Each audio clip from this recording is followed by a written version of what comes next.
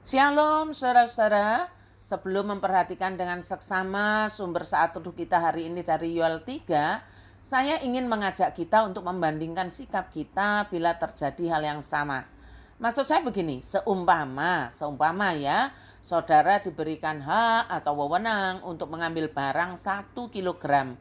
Tetapi ketika saudara berada di tempat itu, ternyata barang-barang yang dimaksudkan itu ada banyak sekali, bahkan lebih dari 10 kuintal.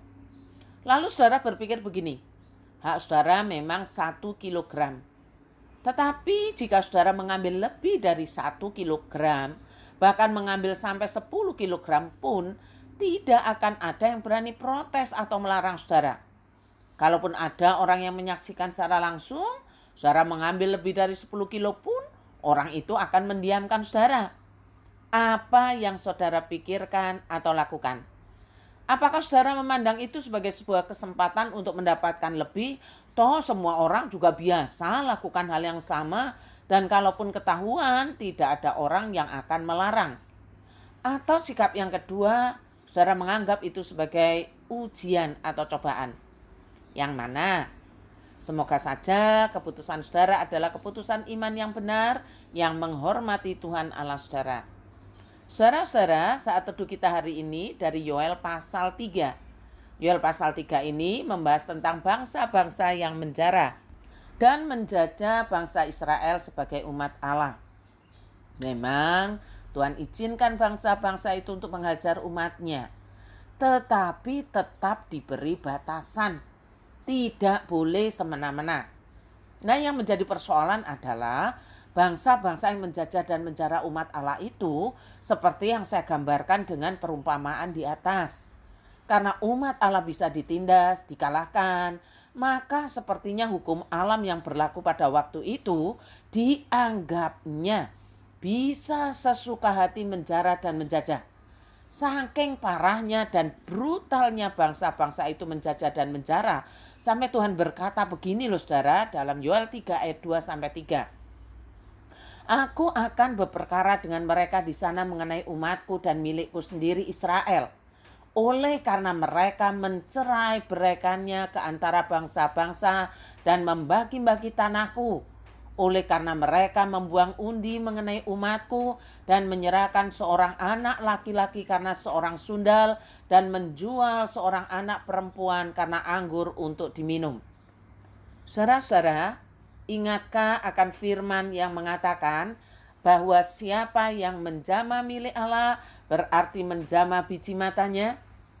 Nah, pada bagian ini Tuhan Allah melaksanakan apa yang dijanjikannya.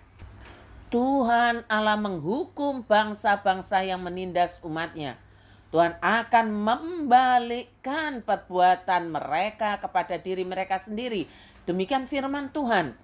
Sesungguhnya aku akan menggerakkan mereka dari tempat kemana kamu menjual mereka, dan aku akan membalikkan perbuatanmu itu ke atas kepalamu sendiri. Sementara untuk umatnya yang kepadanya Allah mengikat perjanjian, Allah tetap setia pada perjanjiannya. Dia bersabda begini saudara, Tuhan mengaum dari Sion, dari Yerusalem ia mendengarkan suaranya, dan langit dan bumi bergoncang. Tetapi Tuhan adalah tempat perlindungan bagi umatnya, dan benteng bagi orang Israel. Maka kamu akan mengetahui bahwa aku Tuhan adalah Allahmu yang diam di Sion, gunungku yang kudus, dan Yerusalem akan menjadi kudus, dan orang-orang luar tidak akan melintasinya lagi. Pada waktu itu akan terjadi bahwa gunung-gunung akan meniriskan anggur baru, bukit-bukit akan mengalirkan susu, dan segala sungai Yehuda akan mengalirkan air. Mata air akan terbit dari rumah Tuhan dan akan membasahi lembah Sitim.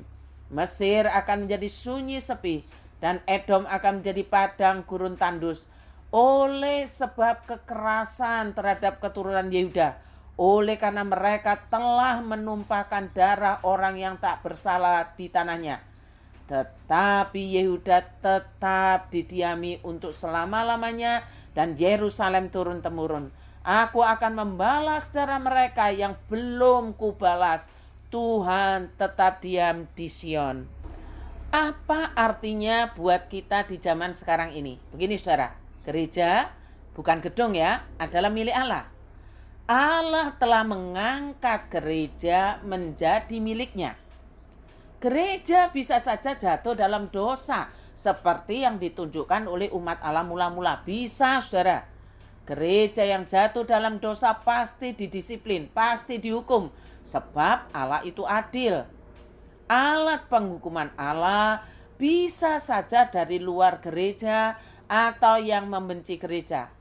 Nah, sekalipun orang atau apapun itu dari luar gereja yang dipakai Allah sebagai alat pendisiplinannya, Allah tetap memberikan batasan-batasan. Dan kalau ternyata yang dilakukan mereka yang di luar tadi melampaui batasan yang Allah tetapkan, maka ingatlah akan firman dari Yoel 3 ini, di mana Allah bersabda akan membalikkan segala perbuatan itu kepada diri mereka sendiri. Sebab Allah tidak pernah memutuskan ikatan perjanjian dengan umatnya, yaitu gerejanya. Gerejanya pasti dipulihkan. Kiranya Tuhan Allah menolong kita untuk hidup bijaksana sebagai milik Allah, sebagai gerejanya di zaman sekarang ini. Tuhan memberkati. Selamat ulang tahun Bapak Akin, apa kabar? Kiranya Tuhan terus menjamah dirimu dan menjadikan hidupmu penuh dengan kemurahannya. Selamat ulang tahun untuk anak Aurelius Reynat Manuel Londong. Kiranya Tuhan mengaruniakan ibu yang saleh dan imannya menjadi imanmu. Kiranya Allah Roh Kudus meneguhkan Pak Akin, meneguhkan Ananda Noel, untuk terus percaya kepada Dia saja. Mari kita berdoa.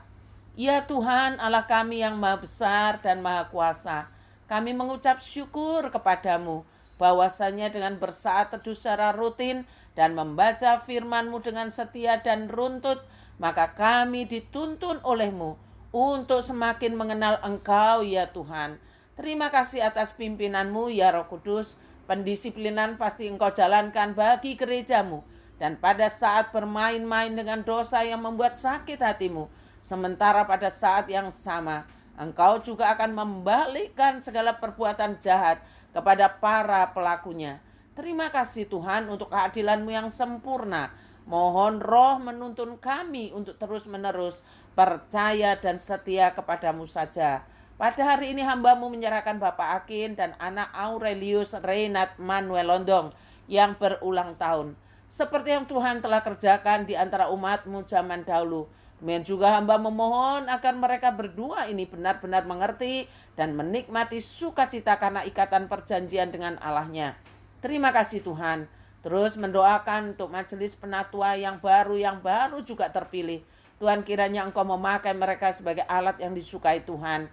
Sebagai alat kerajaan-Mu yang terus memberitakan kebenaran dan memasyurkan Injil-Mu. Tambahkan jiwa-jiwa baru dalam bilangan kami melalui gerakan Roh Kudus atas pribadi-pribadi jemaat dari orang terdekat sampai jangkauan misi gereja-Mu. Terima kasih Tuhan, kami bersyukur dan berdoa di dalam nama Tuhan kami Yesus Kristus. Amin.